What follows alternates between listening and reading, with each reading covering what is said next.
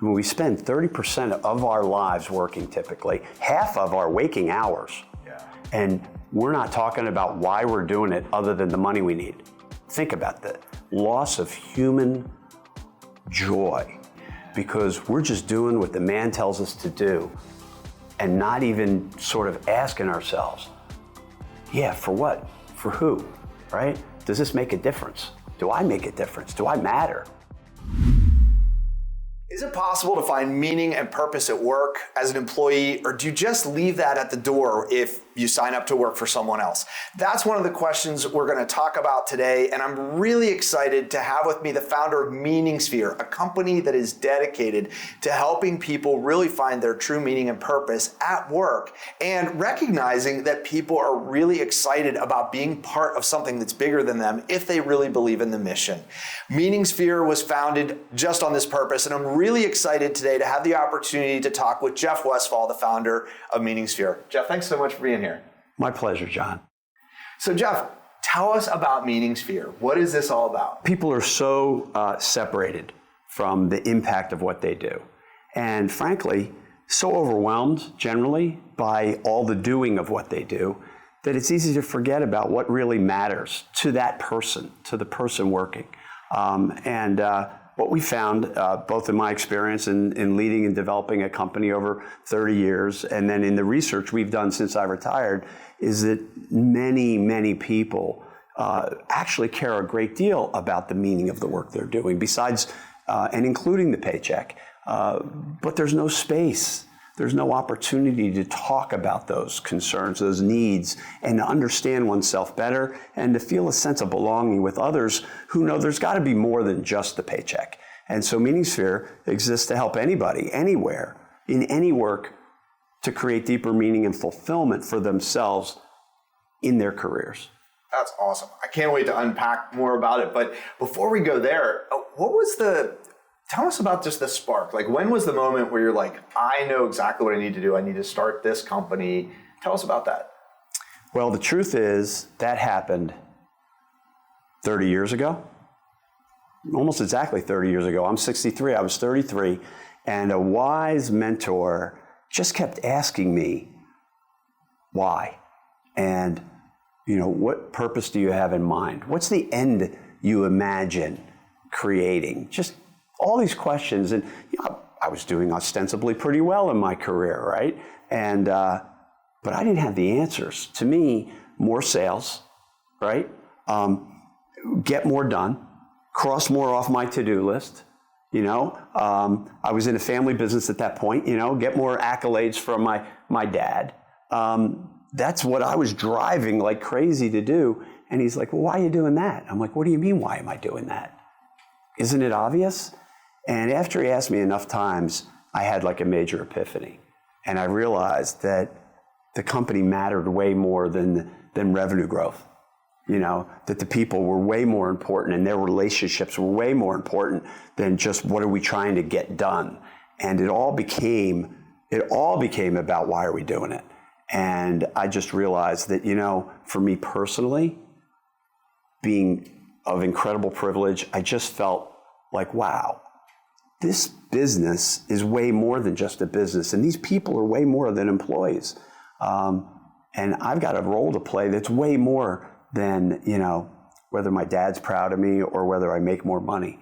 And it changed everything. It changed everything about my career and ultimately my life. And that was 33 years ago. I knew then that I would devote the rest of my life to helping other people see and feel the sense of purpose that I saw and felt thanks to that mentor. Yeah. So just talk a little bit about where you think companies go wrong on this. Because research shows most people aren't super happy with their work, don't feel particularly fulfilled by it. Yeah. Why do you think that is? Yeah. You see these studies about low engagement, right? And so what a lot of leaders do is they start talking at their employees more as though they're engaging them. That's not engagement. Engagement is when there's an actual safe space for people to be real, people to actually be people, and not just be, what did you do for me yesterday? What did you do for me that last week? What are you going to do for us next week? Do. It's like, hey, how's your kid doing, right? because people form bonds with other people. That's who we are as human beings. And this notion that professional behavior means to set all that aside. This is why severance strikes such a chord with people. This notion that somehow you're not a human being at work, and that not only doesn't the work matter, nor should it matter to anybody but the shareholders, and supposedly all the work exists only for the idea of creating financial return to shareholders, right? And all I think about is all the people involved in getting food to the table. And to me, that's proof that there's a higher purpose than whether there was profit in getting the food to the table. Because if the food doesn't get to the table, the society starves. What are we going to do? Go farming? You and I, if there's no food on the shelves at the grocery stores, we saw this in the pandemic. It's like, oh my goodness, those people stocking the shelves are saving lives. Right. But most days we just take it all for granted, and we just think, yeah, shareholder value. So what happens is this drive for financial and corporate success drives out the humanity of our effort. And so there needs to be a countervailing force, because things have to make sense financially, but there needs to be a countervailing space for people to stay connected as human beings and to see that actually, if I make air conditioning, I'm making sure that fresh fruits and vegetables get to the table. It's not just air conditioning. It's feeding humanity. And those are the kind of connections that we've seen and have been able to lift up for people who have been a part of our learning journey with bringing MeaningSphere into the marketplace. Yeah. How does MeaningSphere help people to make this connection? Like, how do those dots get connected? That's a great question. How do we help people, get in touch with what really matters to them? See, the key thing is, if we know that meaning can't be given to someone, it has to come from ultimately within. All kinds of influences can shape what people find meaningful, right? Right? Like when I first saw Dr. J dunk, I was like, my life will be devoted to someday being as good as he is. Now, I didn't get there, right? But that didn't come out of nowhere. It came out of seeing him. So there's all these influences on what we choose to make our passions, but our passions ultimately are of our choosing. And so the main thing with MeaningSphere is to create a space that is supportive, encouraging, and where we ask the right questions and provide the right resources for people to explore what matters to them, because what matters changes. What matters before you get married changes after you're married. What matters before a parent gets sick changes if a parent gets sick. And all of those things in life impact work.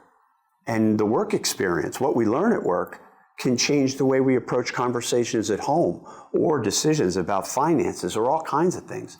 So we say, a more meaningful and fulfilling work life, because our focus is in the indivisible nature of work and life, and that both influence the other, and that we provide an environment to help people become more aware of those influences and to see them actively and to develop a practice of creating more meaning and fulfillment in the work they do.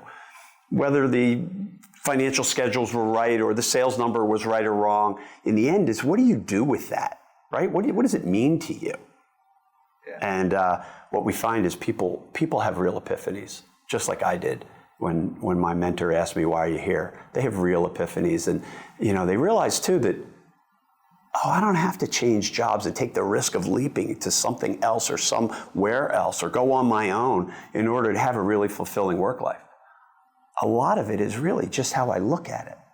It's awesome. Yeah, that's amazing. Well, in your case, this isn't like idealistic theory. This isn't your first rodeo. You've been part of the corporate world. Give us How do you know that, John? How do I know? Give us a couple minutes of where did this all begin?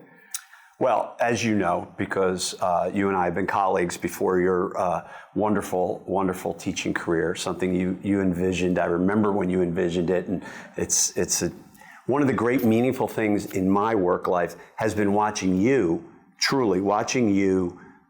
completely transform your own work life based in, just like me, the school of hard knocks, calling on customers all over the world, doing a challenging job and doing it well in the corporate world for 20 years before then realizing, you know what, there's something more I'm meant to do. So you and I are following parallel paths here. Once I had those epiphanies 30 years ago, I talked to my mentor about, maybe I should write a book and go be a speaker because it's like I can see this. And he said, how will that make a difference? And I thought, right, how will that make a difference? Who's going to listen to me about anything? I haven't done anything. At the time, I was 33. I had some modest success. The company was, modestly successful. We had maybe 60 or 70 employees, and I was a, vice president. But we hadn't really accomplished anything significant. And so it just became clear to me then that I need to live it. I need to live it in the real world. I need to learn the hard way. Can these ideas, can treating people like real people, can making the meaning of what we're doing in sales tax software, right? Can that actually make a difference? What kind of difference does it make? What's it like to really do that? And being the boss's son, I had an enormous opportunity to have some free range to try these ideas, where in most corporations, I'd have been sort of like, yeah, that's nice, Sonny. You make the numbers and you can go talk at the bar about those things. But I had a chance to actually do it. Yeah. And so for the 20 years that followed, as I became president and CEO, everything about the company was centered around why are we here? And the difference that, frankly, the world needs to tax transactions effectively. And, if not us, who?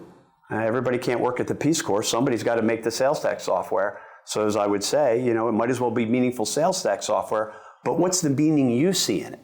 And people would, start to ask themselves questions they had never asked. After 20 plus years and having the good fortune of helping develop the company into, 900 employees, and I was still in my 50s, I thought, you know what? I can either end my career doing this, or I can see if I can't share what we've learned with anyone, anywhere. And so the vision of MeaningSphere was born as I retired in 2017. Yeah. Wow, long story.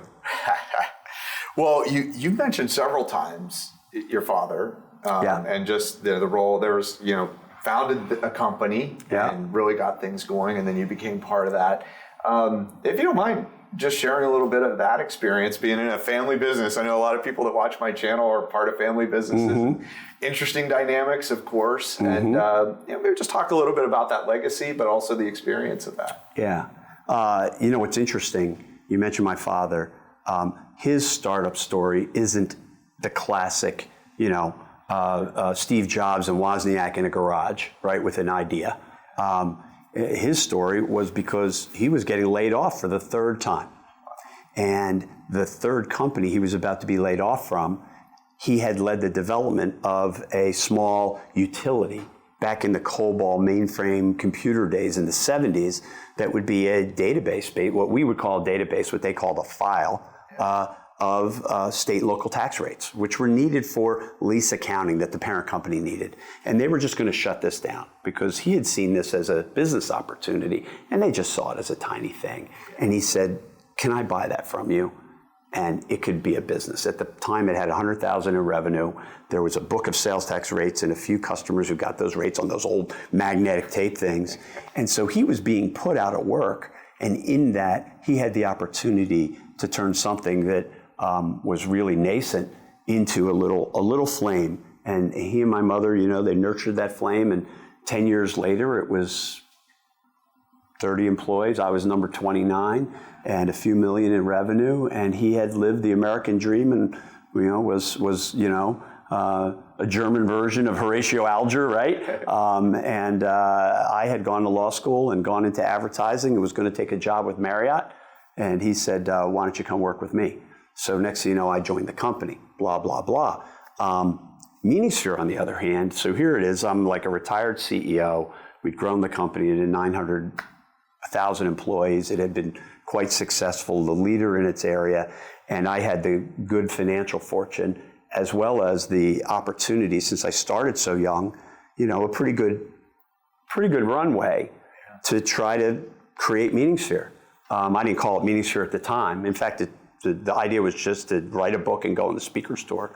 So I'm not like most founders. So most of your audience, when it comes to the MeaningSphere versus the Vertex founding, Ray Westphal, Jeff Westphal, they should think more like Ray Westphal, like focus on a thing, be really clear, have some customers on day one before you spend any money, right? Do it at night or whatever you need to do so that you've got some cash flow, even if it's just part-time cash flow, and then build on that. That's great wisdom in terms of starting up.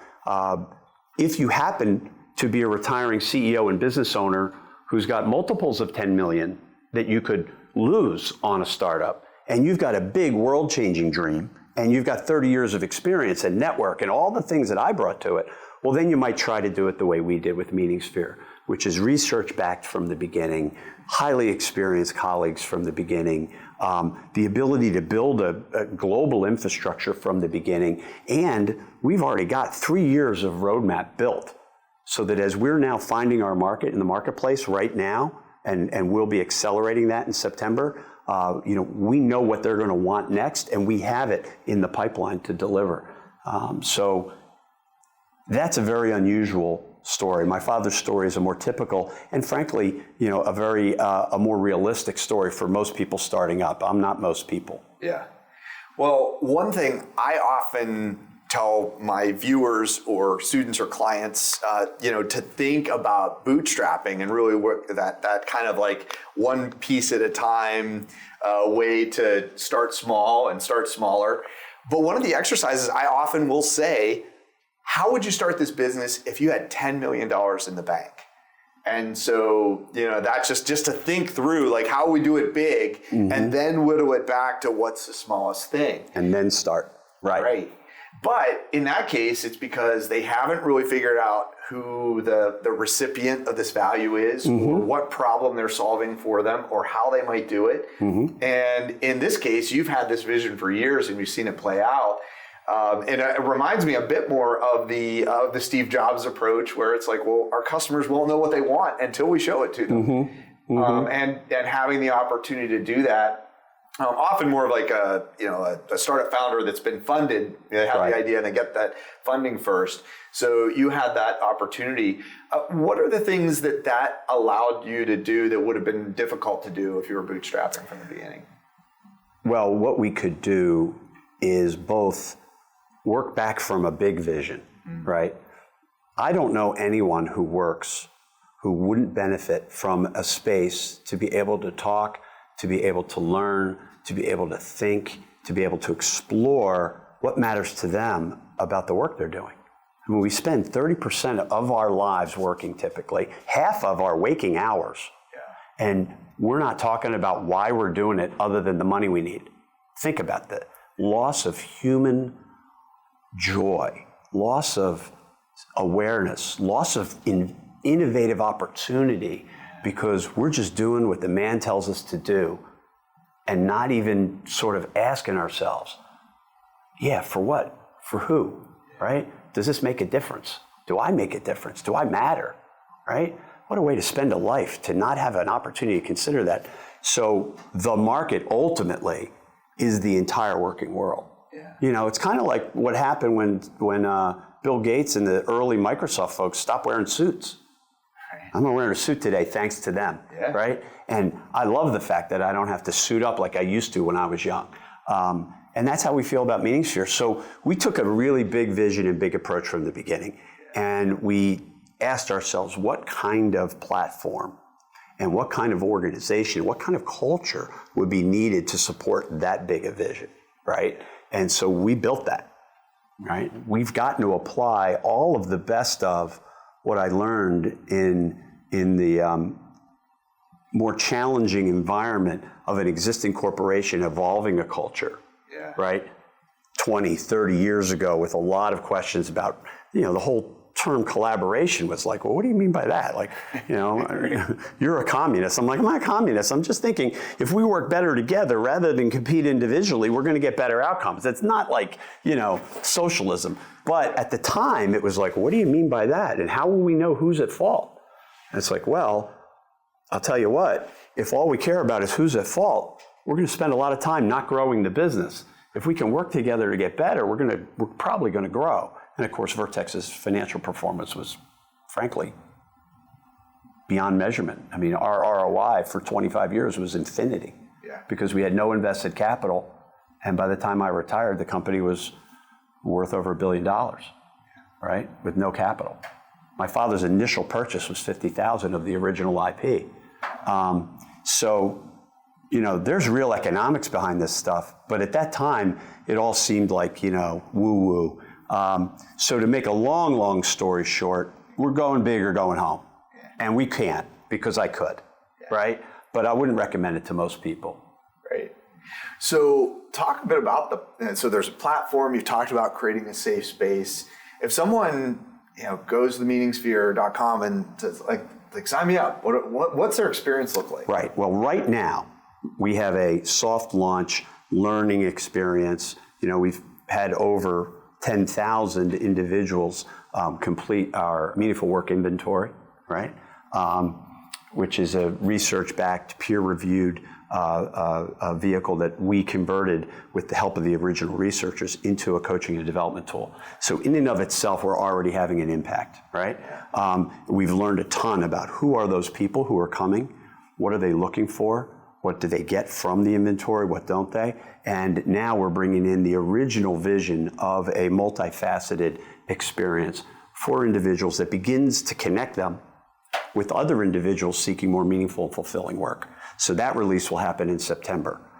That is still individualized because most people need a little help with, you know, who am I, what am I, and why do I care? And then the next release will be more the social network capabilities that'll connect people and help them help each other, right? So that's what we've got now, what we'll have in September, and what we'll have by this time next year. And then we'll be, you know, we'll be the global, scalable place where people get together to help each other find more meaning and fulfillment in the work they do, whatever that work might be. Love that. And priced for almost anyone who works. And eventually we'll have a foundation so that people who can't afford anything can figure out how to develop a career that's meaningful and develop more earnings so they can be a part of, you know, the prosperity that's growing in the world.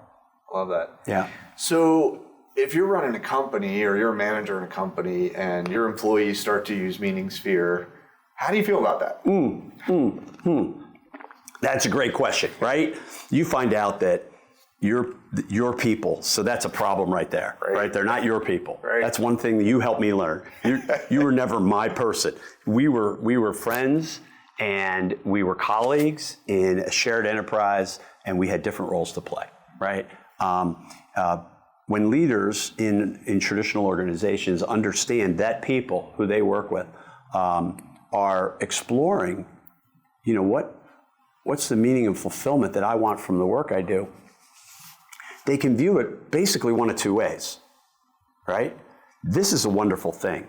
I'm working with people who want to understand themselves and what they bring to the work more deeply and in a way that I could never help them with because this has to be what do they care about, right? And by virtue of the power dynamics in any workplace, even peer power dynamics, but certainly any form of sort of more senior, less senior person, right? That makes it difficult for people to feel the safety necessary to really understand because they wonder, well, what if my answers aren't liked by the person who maybe has influence over my future career? You know, so it's a private experience. It's part of why we don't offer MeaningSphere through corporations because we don't think that it's inherently the kind of safe space people need. They need a space outside of the office or outside of the workplace, right? So if you're a leader, you know, you could see it as a wonderful opportunity because people are taking ownership for that. And likely, if they become clear that they're missing something, we're going to help them understand that the first person you could talk to are your colleagues at work because maybe it's there. Right? Before you take the risk of leaping somewhere else where you're never going to know if it's over there. You're going to know what they're going to tell you, but you're not going to know until you get in there. And that's a risk for anyone's career. We're not opposed to people changing jobs, but we're not a search organization, and we're definitely not biased toward job change as a way to find fulfillment.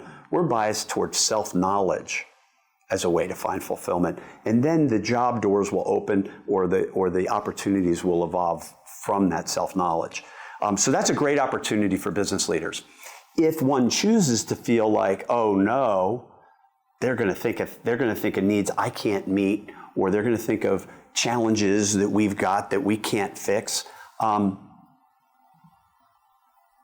that's going to be a challenge. That's going to be a challenge, because people are going to want to have more meaningful conversations that are more real with people at work. And if they feel like, there's 7 elephants in the room and we can't talk about any of them, that's going to be a challenge for folks. But it starts with making a conscious choice for yourself as a leader. What's meaningful to you? Why are you in a leadership role? What is it about that is meaningful to you? And why wouldn't you want to know what people really think? Because sometimes, yes, the workplace is imperfect. There's no perfect, our former company wasn't perfect. I'm sure it still isn't. It's a process of evolutionary change, and you can partner in that. And so this is an opportunity for leaders to understand more deeply why they're doing what they're doing. A lot of people got promoted into leadership roles because they were the best salesperson or the best software developer, and they're miserable because they really like selling or developing software, but they felt like they should take the management job. And hopefully we'll help people see those things in themselves and choose their own personal well-being over, modest amounts of status or money that may not be as valuable to their long-term wellness. That's true for leaders and executives as much as it is for the line colleagues. Yeah. Obviously, I could talk about these things at great length, John. In the sweet spot, right? Stop me before I kill. Well, any interesting stories? Any people that have been involved in this soft launch, or that have kind of shared, hey, this is what happened when I did this? We have had numerous research projects and test experiences, right?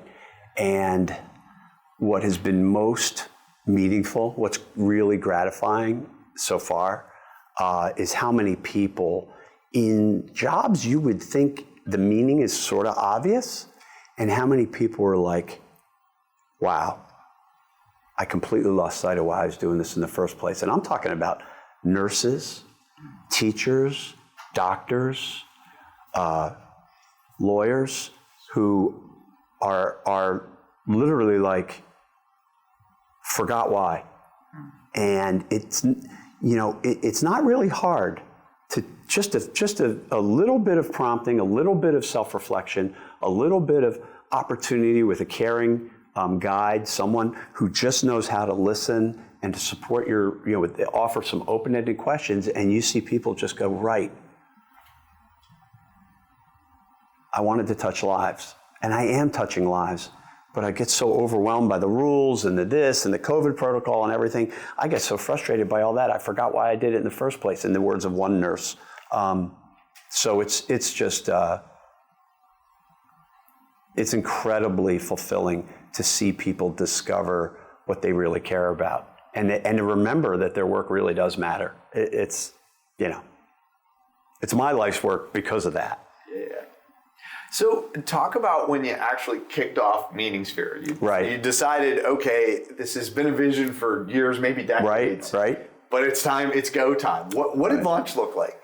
Well, launch of what I would consider what we set out to do happens September 30th, 2025. So we're not at launch. Everything up till now has been phases of development. But if you're referring to when did it go from just a dream I had to sort of like, no, I'm going to do this? Yeah. Well, the plan was retire from my full-time job, go take a year off, and not just roll right into being committed to something, create some space. And I always wanted to write a book about it. And so just start writing and thinking. And it was in that time, just a few months after I retired, from my role as CEO, but before I retired from the board, that the larger vision of MeaningSphere as a platform, not just a message, but a platform, came to me. It wasn't before then. And when I got back from that year, that fall, I started engaging some research. I engaged a director of market research that I knew very well to just test were my observations about how meaning blind the working world seemed to be. Was there any quantitative validity to that? And the research came back, and it was quite professionally done and funded, and came back, basically 70% of the working world sees no larger social or personal benefit to the work they do than the money they make. Bottom line, 2017 baseline U.S. study. So I also started doing some research, engaged Dr. Hadley Williams, a clinical psychology PhD researcher who worked with some rather highly regarded leaders in the field to start to understand more about what was the status of existing research. Back then, 2018, there was almost no proprietary peer-reviewed research on the question of meaning at work. What you're now starting to see is more and more publications, more and more research studies announced. That's all relatively recent. This is a new movement. But getting a baseline on that, and then I brought together a group of people who I knew shared my values, complemented my skills, and we started to have bi-weekly talks. And after 2 years, in 2019, we actually founded MeaningSphere as an enterprise to go build this platform. We had some hurdles along the way, including my journey with multiple myeloma last year. We had a platform that wasn't going to port well to Amazon, and so we had to re-platform everything. But here we are with a fabulous offering, a lot of market knowledge, and we're ready to serve the world. Yeah. Were you willing to share a little bit about some of the personal struggles you've had in the last few years and how you've kind of overcome that? When you get a cancer diagnosis, everything becomes second priority to your health. And even though I was told on day one that this was a highly treatable blood cancer, highly treatable doesn't mean it's going to be successful. Yeah. And it did require a full stem cell transplant, which I knew would be sort of 6 months into the treatment process. So basically, I had to reprioritize everything, including really reduce the amount of time and energy I was putting into MeaningSphere effective the fall of 2023. So all of last year was on a slower trajectory. Now I got a clean bill of health. Treatment had been successful by last summer. My wife, it's public information now, she just announced to her following that last summer she was diagnosed with Parkinson's. It's very early stage and slow progressing, and she's in great fitness and has a great prognosis. And but we had to take some months to pay attention to that too. So it's only now that I'm finally, after 30 years, starting to do what I'd hoped to do way back when I saw this vision. And when my mentor said, you might need to spend some time doing this before you start talking about it. Well, I think I've spent enough time doing it, and now I'm ready to start talking about it. So I appreciate you giving me the opportunity. Yeah, absolutely. So you've mentioned the book. Yeah. You've got a pretty formal launch coming up in September.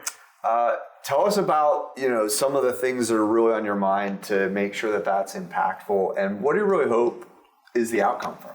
As you know, hockey sticks don't happen, right? Unless you invented Lotus 1, 2, 3, or Napster or some groundbreaking technology. Things happen in stages and phases, and we're coming out of a testing and exploratory phase, right? Our advertising, the response rates are remarkable. People want this.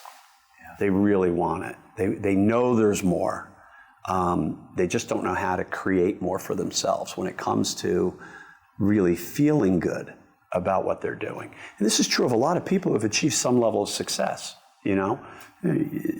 We find that the person most interested in a more fulfilling and meaningful work life isn't someone still in school, isn't somebody who got their first job. It's usually second or third job, later 20s, early 30s. Now, look, I can feed myself. On the Maslow's hierarchy, right? I can survive in the world. A little bit past physiological needs. Right, exactly. And a little bit more of a real world understanding of what the working world's like. And that individual is often the one who then is like, is this all there is?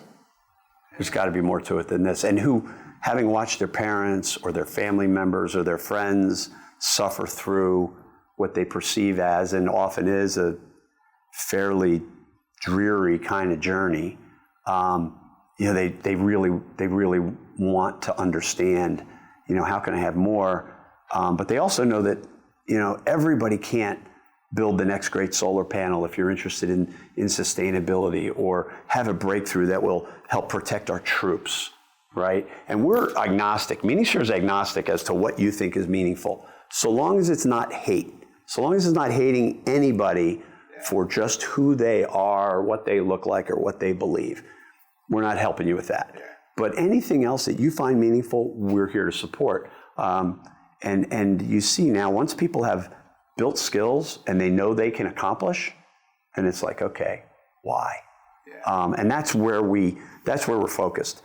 So what would be, other than the ultimate dream of everybody everywhere talking about why you do what you do, not what you do, and that the whole world sees the power of meaningfulness. A more short-term goal would be that a significant number, hundreds of thousands of early mid-career individuals have found MeaningSphere as a place that's helped them transform and see the meaning for them in either what they're doing or what they'd like to be doing, so then they could begin creating a thoughtful plan that's actually going to be more fulfilling for them and their families, right? When we achieve that level of critical mass, I think we'll effectively have become the bridge from a more meaning-blind, meaningless working world to a more meaningful, fulfilling working world. And then Katie bar the door, as they say. Yeah. So I think we'll be there in 5 years. That's excellent. Yeah. So talk about that transformation on two levels. Right. Someone starts to do this and they really just pay off what MeaningSphere is there to do. Like, right. What's their transformed life look like? And you already hinted at it. So then what's transformed society look like if a preponderance of the population were to have this kind of experience? Yeah. It starts within, right?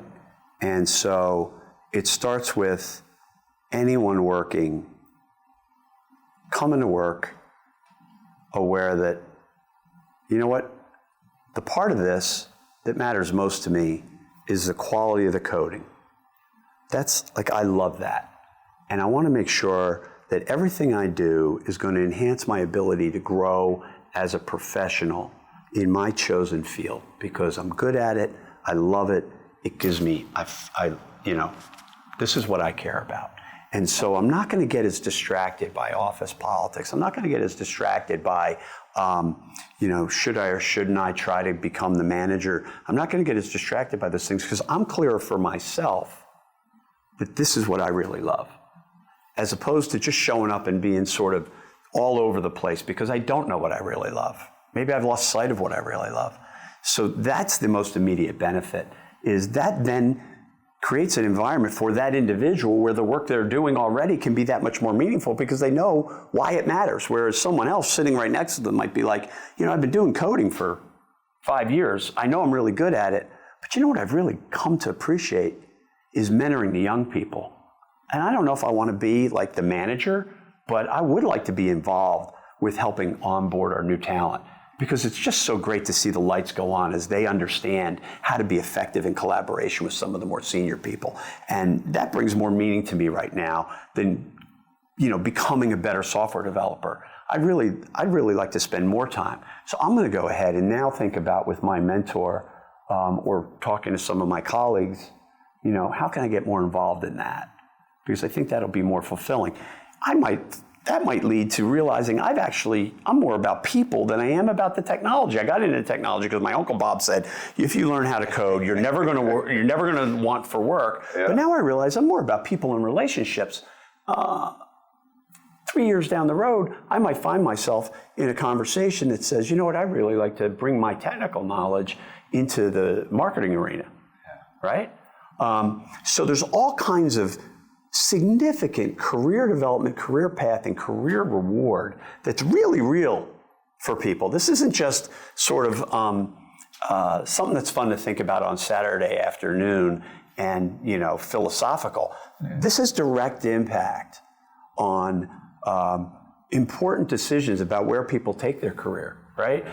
If you knew that actually the relationships were more meaningful to you than the coding, then that job you thought you were going to take, which was all virtual, you might have avoided disaster because you'd hate that because the relationship side is not as strong as an office job, right? So your significant other and yourself may be thinking about, where should we live? If we're going to be all virtual, we could live in Coatesville, but if we're going to be connected, we better be closer to King of Prussia where there's more employers. And I'm using references to Philadelphia suburbs, but you know what I'm saying? These big decisions are very much informed by self-knowledge, true self-knowledge. So that's just one of a number of areas that, what we know MeaningSphere helps people with can help people in really pragmatic ways. Yeah. What about the aggregated effect of that if it were to take place over a lot of people and a lot of... Well, last time I checked, the building we're in, the lights that are illuminating our conversation, the technology that's recording us, even the plants themselves were not created by a corporation, but they'd be dying if somebody wasn't watering them, et cetera. Everything in this environment, the rugs, the table, the chairs, the clothes we're wearing, were all made by for-profit corporations. And even though we happen to be shooting this at a nonprofit university, everything that makes this university possible was built by for-profit companies. For-profit is only a tax status. These businesses I offer are not for-profit.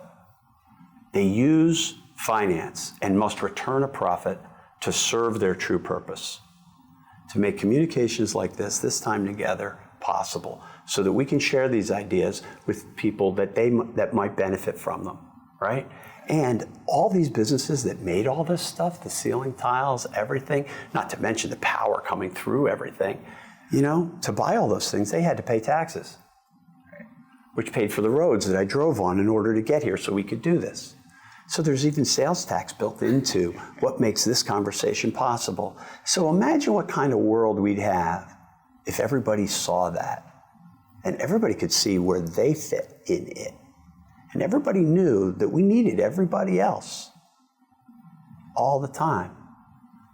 Imagine how divisive or united that world would be. Imagine how more effective that world would be. Imagine how more quickly we'd bring life-saving innovation to the world. Imagine how much better we'd be able to engage those in chronic poverty, because we've got this way of understanding that we're truly all in it together. And I don't know, it's a pretty high bar, but I've only got one life to live. Yeah. Might as well go for the biggest thing I think could make the most difference in the world. And that's it. So that's what I'm going to do. Love it. So a question I often like to ask is 100 years from now, maybe 100 years from September, the big event happens, the celebration. It's been 100 years since MeaningSphere officially launched. Mm-hmm. Someone is designated to step up to the podium. Mm-hmm. What are going to be the big themes in the speech you hope that they give? So, you know what? I love thinking 100 years out. You want to try 500? Sure. Look, I would hope, most importantly, absolutely most importantly, that whoever that is, whatever AI that might be, I don't believe that, but whomever is speaking, that it's about how we, all of us, came together to recognize something that was right there before our eyes, previously unrecognized. And if I had my dream come true, nobody would know I had anything to do with it personally, because I'm nothing more than the sum of all of the gifts, all of the inputs, all of the synchronous connections, all of the books, all the good fortune, all of the struggle, pain, sacrifice, all of that. My MeaningSphere is so rich with talent, experience, love, caring, struggle, that, all I'm doing is taking all of that that's been given to me and trying to hand it forward because I just happen to have accumulated enough privilege to be able to do so. And then handing it forward has taken all of these people, all of this, I mentioned the 10,000 have already taken the inventory, our 20 core colleagues, all the research, all the vendors, all of these people to make this happen. So my role is primarily just catalyst for all of this energy. And so first and foremost, it's about we and not me. Secondly, 100 years ago, World War I was just ended. The pandemic during World War I had just ended. It was the Roaring 20s. And we weren't yet using automobiles, right? All this technology we take for granted hadn't yet happened, right? And now we look back at that like it's ancient history. But my father-in-law is 90 years old. He was born 10 years later, right? So it's not that ancient history. So 100 years from now that's one lifetime for most babies born today in the United States. So I guess what I hope is that people just view it as a natural evolution of our ability to see our reality. Maybe that one of the great benefits of technology that made it possible for us to help connect each other based on the purpose of what we do, and that it was high time that we could see it and act on it. And just like other changes in history, it was what was called for at the time. And I don't know if MeaningSphere is going to be the significant or primary contributor to bring this change about. I believe this change is coming about with or without MeaningSphere. I hope MeaningSphere contributes something special to it, something needed. But if I saw somebody else doing it better, I'd be like, guys, folks, they're doing what we're hoping to do. Let's help them, because it doesn't have to be us. It's about the dream. Yeah, I love that. So formal launch coming up. Thinking ahead, maybe not 100 years, but maybe a year or two. What's growth look like? What are some of the things you're thinking about in terms of if this starts to get some traction? Mm-hmm. How are you going to grow the business? Not in terms of its influence, impact, and content, but also just even as a business, just structurally. How are we going to make sure it can continue to support heading in the vision that you're talking about? Well, we've already invested, as I said, in the accounting and finance and legal and technical platform, compliance platforms, all the things that typically startups are like, oh, I didn't know I needed that. The tax software, all of that's already done, right? So we've designed inherent scale into it. We designed scale into the offering. It's highly do-it-yourself with a more productized kind of human interaction that's designed for scale. It's not individual consulting and that kind of thing. And I think that what our research has shown is that our category of work-life fulfillment, not search, not professional development, as in skills and all that important work, work-life fulfillment and a platform to support that kind of engagement is a white space. So it's a category, and we aspire to be the category leader and to mature the category. And, much like our former company, which is the category leader in global transaction tax process solutions and software, right? Same thing here. We see MeaningSphere as the long-term category leader. My co-founders and I obviously aren't in our 30s, so we've already begun a process of cultivating successor, controlling shareholders. And we're self-funded, so we don't have a need for any kind of payback equity investors with some kind of exit quickly or any of that kind of thing. So we're going to serve our purpose. We're going to make sure we're economically viable and sustainable over the next couple of years. And we think that the business will have a profound impact. If and when there's a time to join forces with others to increase that impact, to serve our mission with even greater dignity, we'll consider those opportunities. But unlike a typical kind of, got to pay the investors back startup, we set ourselves up intentionally so that wouldn't be the case. Yeah. So what about finding that perfect customer, clarifying who's the person that's really going to benefit from this, and what's the real value proposition You have some theories, but how are you Right. going to test that, and what's that transformation? Right. Well, we have a well-developed research capability.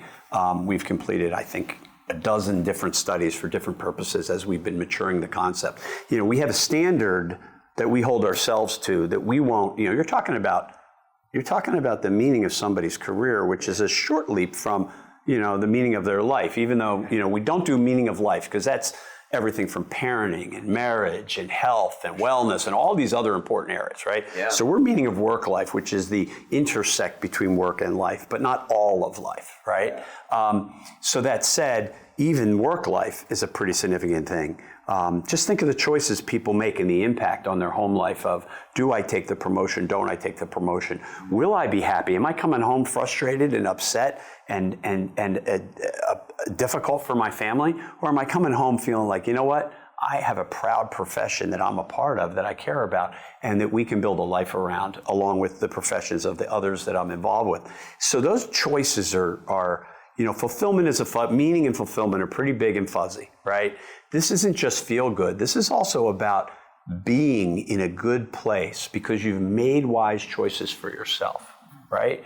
If you came to realize that job A might look better on paper, but I'll be commuting an hour and 15 minutes each way, and I've got 4 young children, versus job B, maybe it doesn't look as good on paper, but I can be home 2 days a week. I can commute 30 minutes when I have to go in. Those trade-offs, really being clear about what do you care about, right? And what do you and your other family stakeholders care about? And having some sort of professional feedback about those aspects of your self-awareness will lead you to make decisions that are more rewarding for you. And we will be measuring that. We'll be measuring that, through just quantitative studies. We'll be measuring that through feedback. Now, of course, even if there weren't regulations to protect everybody's information, we have the highest standard of confidential security for anyone's personal information. But there are standards for aggregating the information and understanding more. So one of the things that we're excited about is, as MeaningSphere grows into hundreds of thousands and millions of participants, the opportunity for longitudinal understanding about what really does make the most meaningful and fulfilling work-life trajectory, and what are the influences, and does a more self-reflective practice actually increase a sense of fulfillment, right? We have research that suggests very clearly that it does, but there'll be nothing like actual longitudinal studies among thousands of people who are living these principles and learning from those, so we can further increase our ability to help people, right? I love it. And I just want to point out something very important. Some people will think, all you're really trying to do is get people to work harder for the man. Well, no. Because why would I do that? I don't need the money, right? I've had life-threatening illness. I don't need to put time and energy into something I don't personally care about, right? And that was never the premise that led to the success that's now funding MeaningSphere. It was never about that. I don't know that I ever spoke to our people ever about what we had to do financially, right? In fact, what I often said to people was, look, I would never expect my financial results to have any benefit for you whatsoever in terms of the meaning of the work you do. So why now would I be trying to get people to work harder? That's not what this is about. This is not what this is about. This is about employee wellness. Will employees who are well make better decisions, and will those better decisions possibly help the companies do more good work in the society? Or people consciously leaving companies that are maybe operating in gray zones of ethics or legality? Yes. Will it lead companies to perhaps do better? Probably, right? But they'll only do better if they're doing good, because the people won't put up with doing better if they're not doing good. Yeah. So I just think that's an important element of this. This is not getting people to sacrifice their work-life balance or sacrifice their personal wellness to work harder or better so the company makes more money. That's if companies and when companies benefit, it will be a derivative effect of this, not the reason why. Not the primary driver. Yeah. I don't know if I've ever actually said that to anybody and had it recorded. So, if I get hit by a bus now, at least it's been said. Right.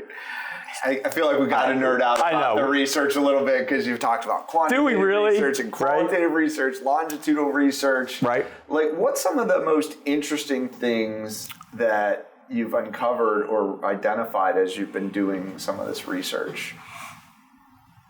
I think something we had a inkling about from other contexts, but didn't know if there'd really be any material value, was the notion that people could gain real benefit from a safe peer-to-peer private learning environment in a lightly structured way, right?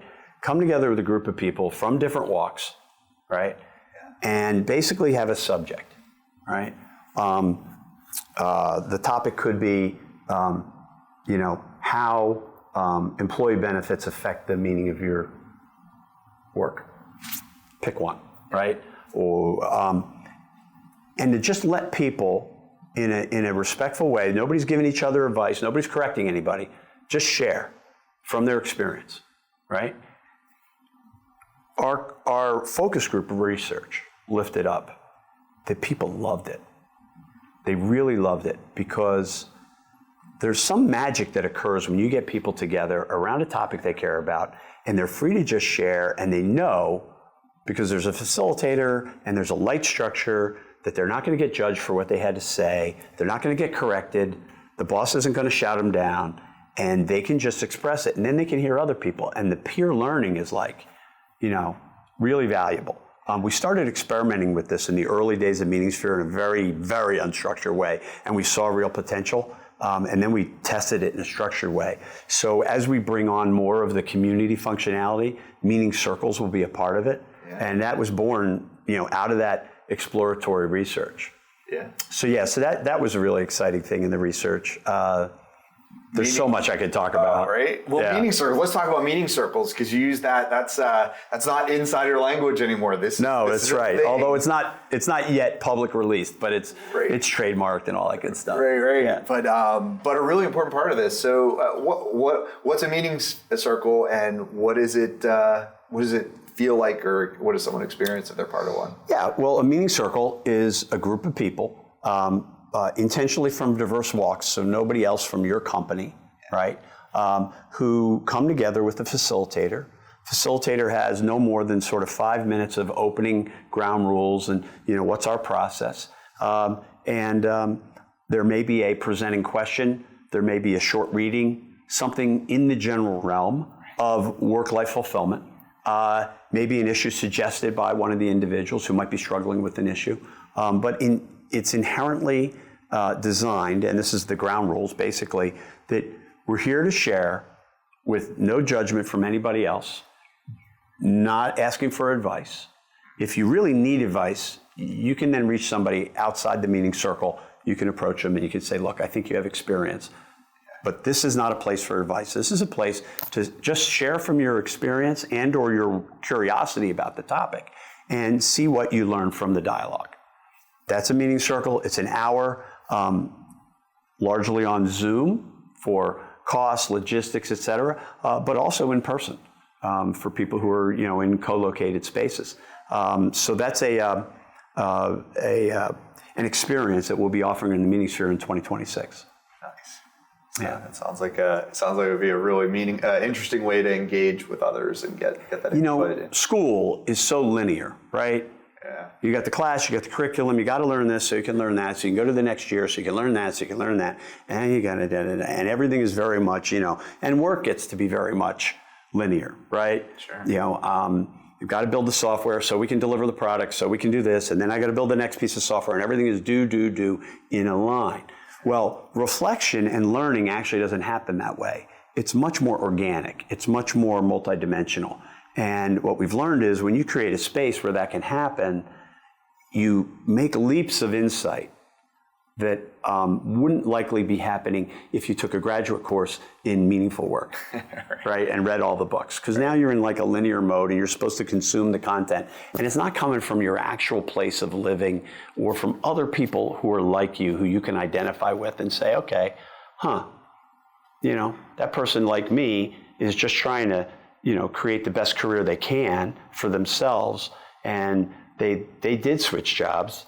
And they found out that didn't go as well as they liked. Or somebody else did switch jobs and it was like nirvana because they realized certain things about their workplace. Because I'm thinking, do I need to switch jobs? Don't I need to switch jobs? I really learned a lot. And I learned that actually that individual never interviewed about the culture, never talked to anybody who worked there about the way the new place was. The next time they changed jobs, they really put effort into that and it really paid off. I never even thought that I could interview employees who work at a place about the culture of the place. I thought I would only interview with the hiring manager. I didn't realize I could do that, right? It's stuff like that you can't script, that come out of a free exchange between people. And it's powerful wisdom from the front lines of really being in the world. So we really try to be a convener, a source of reflective material. We have the mirror, which is a personal journaling tool. We have the circle, which is a reflection space with other people, right? We have the diagnostics of the meaningful work inventory, which are questions that are open-ended to invite you to think about things you might not have thought about before. It's all intended to support the individual's journey of self-discovery, self-awareness, and choicefulness in terms of their meaning and the purposes they choose to fulfill those meanings. It's not about we're guiding you this way or that way. You should do this, you should do that. People get enough of that at home and at school and at work, so they don't need any more at MeaningSphere. Yeah. So often I talk with entrepreneurs about launch, grow, and thrive. Right. And I feel like thrive is a little different when it comes to MeaningSphere. A lot of times I talk to owners about, how are you going to put yourself in a position where you're not as critical to the organization, maybe you're going to exit in some way, or how does the organization become self-sustaining in a way that can continue not just to operate and grow, but further the mission, those kinds of things. What does thrive look like for MeaningSphere?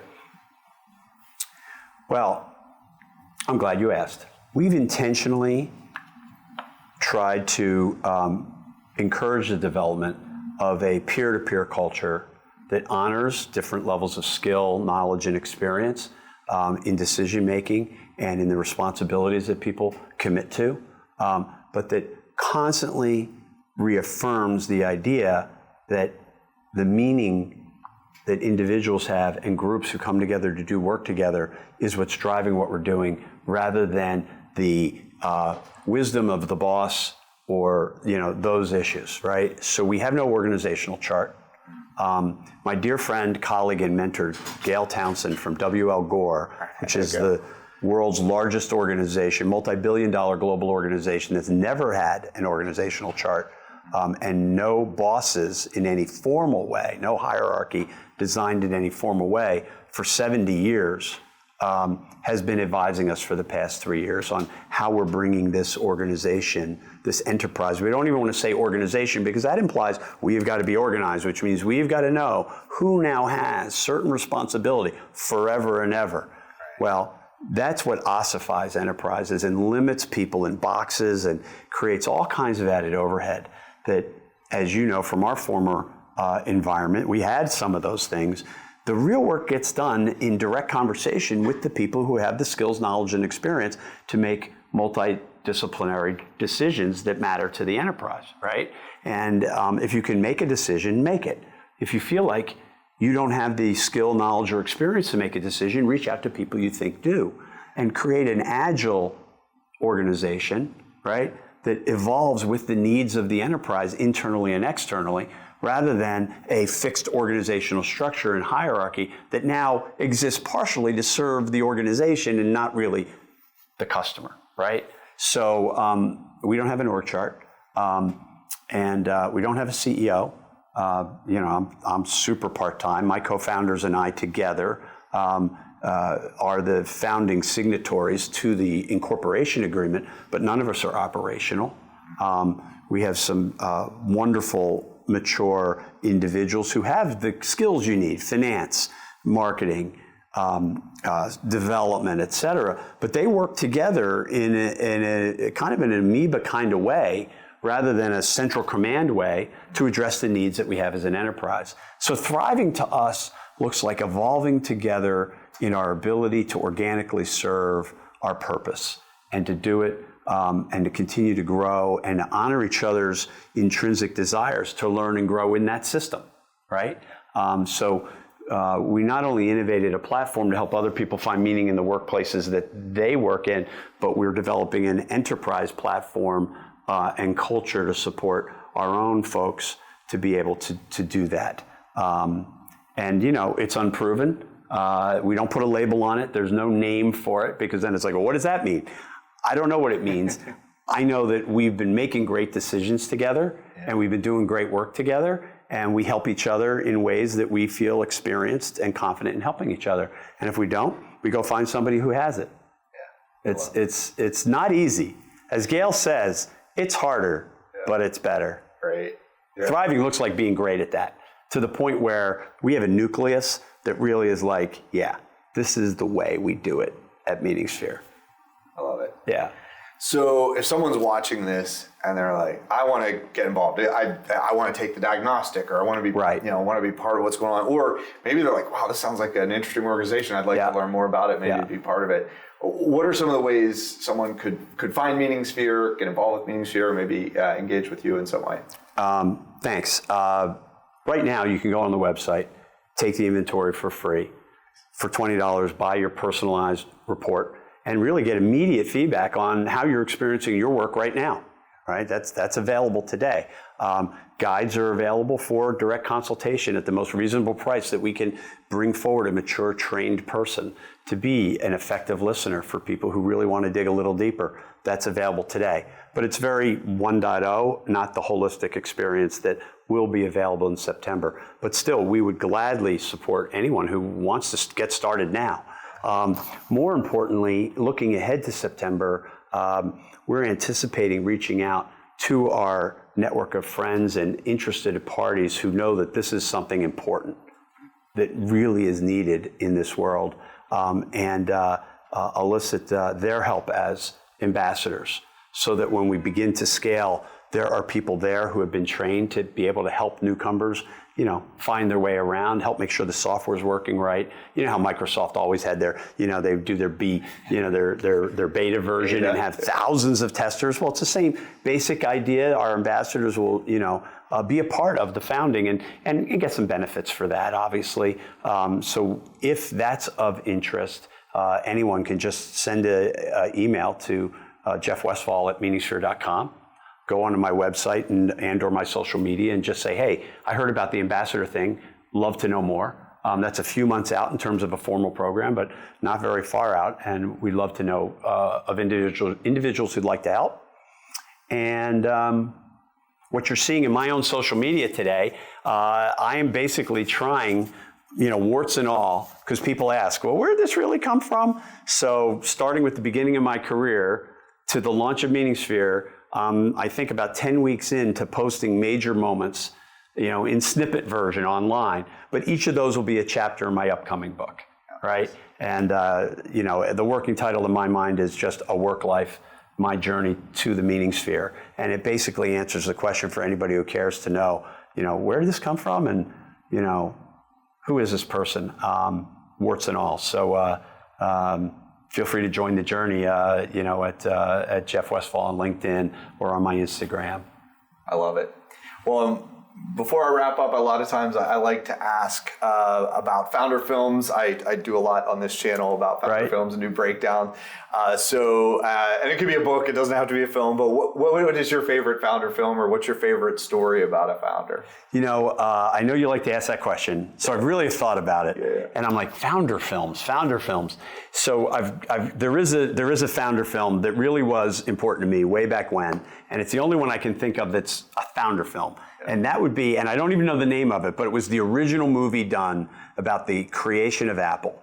and it showed like Woz and Jobs in the garage with the wooden box that was the first PC, and they were, hell-bent on like, we're going to bring technology to the masses, right? Yeah. I forget the name of that film, but that definitely did touch me way back when. I think that film is 25 years old, 30 years old.